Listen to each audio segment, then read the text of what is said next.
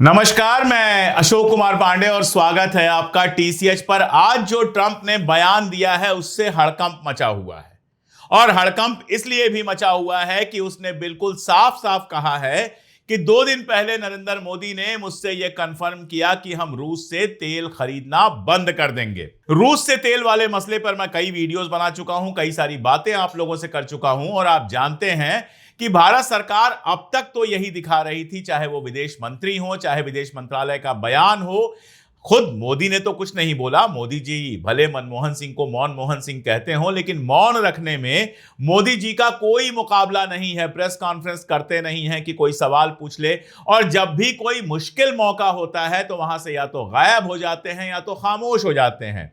जैसे अभी शर्म शेख में जो हुआ, इतना बड़ा आयोजन था, वो गजा की शांति को लेकर ट्वीट पे ट्वीट कर रहे थे, कई भाषा में ट्वीट कर रहे थे, हर ट्वीट में ट्रंप को ऐड कर रहे थे, मतलब टैग कर रहे थे। किसी में बेंजामिन नेतन्याहू को भी टैग किया उन्होंने, लेकिन गए नहीं, एक जूनियर मिनिस्टर को वहां भेज दिया कि भारत में वो खबर ही ना बन पाए, ऐसा ना हो कि कहीं वो फलस्तीन के साथ खड़े नजर आ जाएं और इजराइल के खिलाफ जो पूरा माहौल भक्तों ने बनाया हुआ है उसके चलते उनका वोट बैंक जो है वो डिस्टर्ब हो जाए। खैर, बात इस समय इजराइल फलस्तीन की नहीं हो रही है, बात हो रही है ट्रंप के बयान की। तो रशिया के तेल वाले मामले पर अभी तक तो भारत यही कहता रहा कि हम क्या खरीदेंगे वो हम खुद तय करेंगे। पुतिन तक ने बयान दिया कि मुझे नहीं लगता है कि नरेंद्र मोदी ऐसा करेंगे, वो बहुत आत्मसम्मान वाले हैं, वगैरह वगैरह वगैरह। लेकिन अब ट्रंप खुलेआम कह रहा है कि नरेंद्र मोदी ने मुझसे वादा किया है कि वो रूस से तेल खरीदना बंद कर देंगे। अब देखिए, ट्रंप को लेके ना तो मेरे मन में कोई इज्जत है और ना ही मैं उसके ऊपर भरोसा करता हूं। मैं तो उसको खुलेआम जोकर कहता हूं और कहता रहूंगा। उसके कहे का कोई भरोसा नहीं है, सुबह कुछ कहता है, शाम को कुछ कहता है। इसीलिए मैं इंतजार कर रहा था कि जरा देखें कि इस पर भारत सरकार की प्रतिक्रिया क्या आती है। कहीं ऐसा तो नहीं कि मोदी जी से कोई बात हुई ना हो लेकिन उसने ऐसे ही कुछ कह दिया हो। तो प्रतिक्रिया आई, भारत सरकार के विदेश मंत्रालय के जो ऑफिशियल स्पोक्स पर्सन हैं रणधीर जायसवाल साहब, उनकी प्रतिक्रिया आई है। और इस प्रतिक्रिया में कहीं भी ऐसा नहीं लिखा हुआ है कि ट्रंप जो कह रहे हैं वो गलत है। आगे पहला जो 2 पैरा है वो तो बस ऐसे ही बड़ी बड़ी बातें हैं। आखिरी पैरा इसका जरा गौर से देखिए, मैं स्क्रीन पर भी आपको दिखा देता हूं। Whereas the US is concerned, we have for many years sought to expand our energy procurement. जहां तक अमेरिका का सवाल है, कई सालों से हम अमेरिका से तेल का आयात, एनर्जी का आयात बढ़ा रहे हैं। This has steadily progressed in the last decade. पिछले 10 सालों में यह लगातार बढ़ा है। The current administration has shown interest in deepening energy cooperation with India. Discussions are ongoing. यानी जो अभी रजीम है वहां पर, अभी जो शासन है, उसने एनर्जी कोऑपरेशन को डिपेंड करने का, यानी एनर्जी कोऑपरेशन बढ़ाने का, इसको सीधे लफ्जों में, आम आदमी के लफ्जों में कहें तो वहां से और ज्यादा तेल खरीदने का जो है वो प्लान कर रहा है, उस पर जोर दे रहा है असल में। और आखिरी में लिखते हैं डिस्कशंस आर ऑनगोइंग, यानी चर्चा चल रही है। रूस से तेल खरीदना बंद करो, अमेरिका यह कह रहा है और इसके पीछे बहाना बना रहा है यूक्रेन वार का। उसका कहना है कि यूक्रेन वार की फंडिंग इससे हो रही है। लेकिन असलियत क्या है? असलियत यह है कि वो चाहता है कि भारत रूस की जगह अमेरिका से खरीदना शुरू करे, ना केवल एनर्जी बल्कि जो डिफेंस की सप्लाई है, बाकी सारी चीजें हैं, मक्का है, एग्रीकल्चर प्रोड्यूस है, ये सारा कुछ अमेरिका से खरीदना शुरू करे भारत। ये चाहता है ट्रंप। और ये बयान जो आया है विदेश मंत्रालय का, आधिकारिक बयान है, यह ऑफिशियल बयान है। मैं कोई यहां वहां से जो लोग बोलते रहते हैं उनके बयानों पे नहीं जा रहा। ट्रंप के बयान के बाद वैसे भी भारतीय जनता पार्टी के लोग, जो वैसे तो बहुत ज्यादा बकबक करते रहते हैं, दुनिया की हर समस्या पर भाषण देते रहते हैं, वो सारे के सारे लोगों को ट्रंप के बयान के बाद सांप सूंघ जाता है। सब एकदम खामोश हो जाते हैं, सब एकदम चुप हो जाते हैं। कोई पात्रा, कोई चतुर्वेदी, कोई वो जो हमेशा गुस्सा रहते हैं रविशंकर प्रसाद, कोई भी किसी तरह का बयान नहीं देता है। ऐसा लगता है बीजेपी के अंदर यह आदेश आ गया है कि भैया ट्रंप अगर मां बहन की गाली भी दे दे तो भी खामोशी से सुन लेना है, कुछ बोलना नहीं है।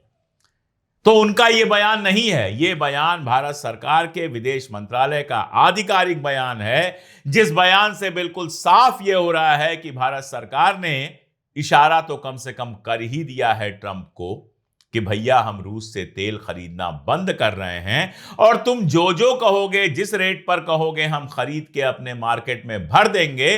भले हमारे यहां पेट्रोल डीजल की कीमत 200 रुपए हो जाए, भले हमारे यहां जो किसान मक्का का है वो मर जाए, भले हमारे यहां दूध उत्पादन करने वाला जो है वो भूखा मर जाए, लेकिन तुम जो कहोगे हम वही करेंगे। हम तुम्हारे यहां से माल खरीदेंगे और वो माल सस्ते में पूरे हिंदुस्तान में भर देंगे।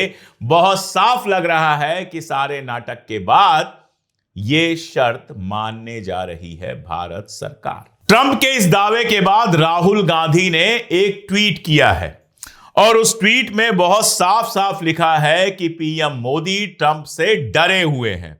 अंग्रेजी में ट्वीट है। पहला पॉइंट यह है कि ट्रंप को यह निर्णय लेने और घोषणा करने की अनुमति दी है कि भारत रूसी तेल नहीं खरीदेगा।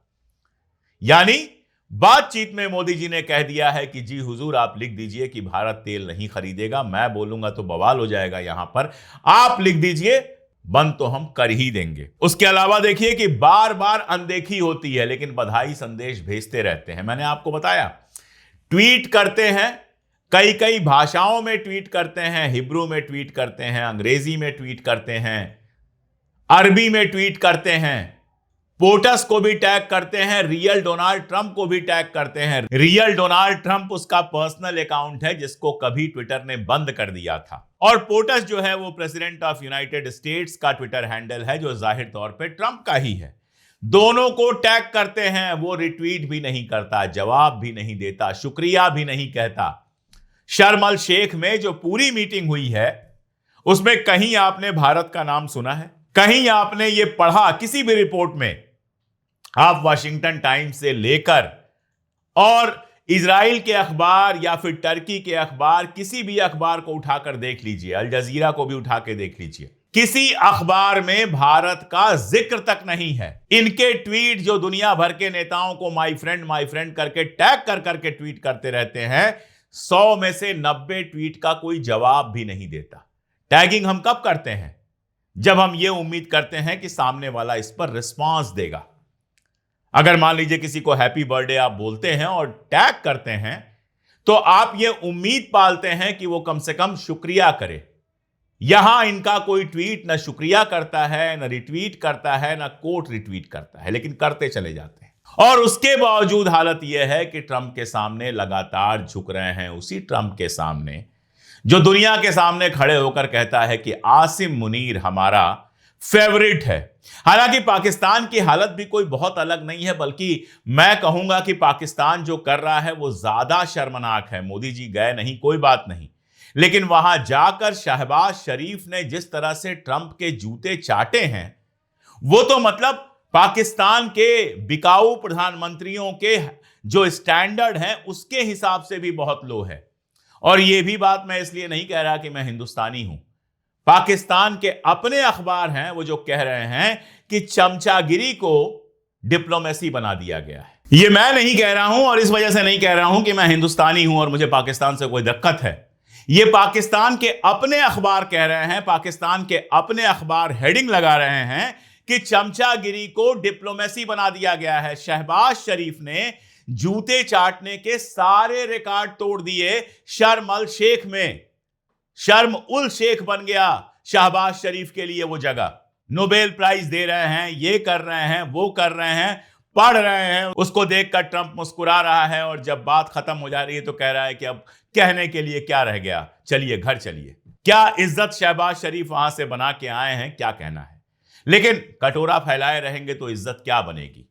अपनी हैसियत अगर चुनाव जीतने की नहीं होगी, फर्जीपना करके, फर्जीवाड़ा करके आप चुनाव जीतेंगे, तो फिर आसिम मुनीर के सामने आपको सर झुकाना ही पड़ेगा। और जब कटोरा लेके घूमते रहेंगे तो अमेरिका के सामने आपको सर झुकाए रखना होगा, उसके जूते आपको चाटने ही होंगे। अफगानिस्तान के साथ आप जंग में चले जाएंगे, लेकिन खैर पाकिस्तान मेरा मसला नहीं है, मेरा मसला अभी फिलहाल हिंदुस्तान है। अब अगर हिंदुस्तान ने, और हिंदुस्तान मत कहिए, कहिए नरेंद्र मोदी ने, अब अगर नरेंद्र मोदी ने अपने सारे हथियार डाल दिए हैं सीधे सीधे ट्रंप के सामने, ट्रंप के सामने झुकना मंजूर कर लिया है, तो मेरे दोस्तों आप तैयार हो जाइए इस बात के लिए कि भारतीय बाजार जो है वो अमेरिकी सामानों से भरने जा रहा है। क्योंकि यह मामला सिर्फ तेल का नहीं है, तेल तो कहा जा रहा है क्योंकि यूक्रेन का बहाना है। कह सकते हैं आप, पॉलिटिकली करेक्ट तरीके से आप कह सकते हैं इस बात को कि भाई यूक्रेन वाला जो वार है उसको फाइनेंस हो रहा है तेल से, इसलिए तेल खरीदना हम बंद करवा रहे हैं। असल मामला यह है कि अमेरिका अपने सस्ते प्रोडक्ट्स, और सस्ते प्रोडक्ट में डेयरी प्रोडक्ट भी है, एग्रीकल्चरल प्रोडक्ट भी है और बाकी प्रोडक्ट्स भी हैं, वो भारत के मार्केट में पूरी तरह से बिछाने का प्लान रखता है। भारत लंबे समय से टैरिफ लगाकर किसी तरह से इन चीजों को रोक रहा था ताकि भारत के किसान और जो डेयरी वाले हैं वो बर्बाद ना हो, लेकिन लगता है कि अब मोदी जी ने झुकना स्वीकार कर लिया है, तो तबाही के एक नए दौर के लिए आप बिल्कुल तैयार हो जाइए। अब ऑपरेशन सिंदूर वाला सवाल भी राहुल गांधी ने उठाया है, लेकिन अब उस पर क्या कहा जाए। 51 बार 51 टाइम्स ट्रंप ये कह चुका है कि जंग मैंने रुकवाई, डांट कर रुकवाई, ऐसे रुकवाई, वैसे रुकवाई, उसका क्या कहा जाए। उस पर तो मोदी जी ने खामोशी ऐसे बनाई है कि पूछिए मत। बहुत सारे लोग ज्ञान देंगे कि भारत के पास रास्ता ही क्या है। जो चाइना चाइना आप करते रहते हैं, जरा उसकी हालत देखिए। उसने रिवर्स टैरिफ लगा दिया ट्रंप के ऊपर, कहीं से सुनने को तैयार नहीं है। ईरान से तेल खरीद रहा है, रशिया से तेल खरीद रहा है, दुनिया भर को सामान बेच रहा है और ट्रंप के सामने झुकने को तैयार नहीं है। हालत यह है कि ट्रंप के अगल बगल के लोग कह रहे हैं कि चाइना से आप ट्रेड वार जीत नहीं पाएंगे, आपको कोई ना कोई समझौता करना पड़ेगा। कभी गर्म हो जाते हैं, कभी नरम हो जाते हैं, लेकिन चाइना उसका कोई असर नहीं लेता है। क्यों? क्योंकि चाइना अपने कैपिटलिस्टों के लिए राजनीति नहीं करता। चाइना अपने कैपिटलिस्टों को, अपने अदानियों अंबानियों को पूरा देश थाली में रखकर नहीं देता है।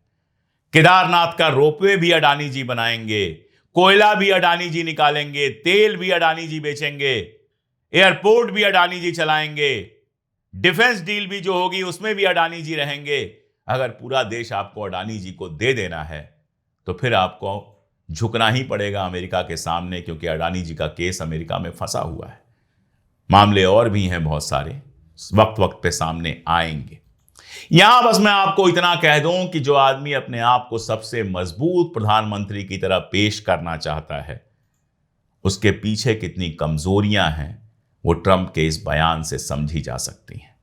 और ट्रंप के इस बयान के बाद जो भारत सरकार का बयान आया है, उससे यह बात समझी जा सकती है कि भले वो जोकर हो, लेकिन जैसे उसने सीज फायर का भारत सरकार से पहले ही ऐलान कर दिया था और वो सही साबित हुआ, वैसे ही जो रशिया से तेल खरीदना बंद करने का ऐलान है वो भी सही साबित होने वाला है। और खासतौर पे तब जब हम देखते हैं कि सरकारी एजेंसीज पहले ही तेल की खरीद कम कर चुकी हैं। अब इसके असरात क्या होंगे आप भी झेलेंगे, हम भी झेलेंगे। जो समझ में आया आपको बताया, आपको जो समझ में आया वो कमेंट में जरूर बताइए। आज के लिए इतना ही, बहुत शुक्रिया।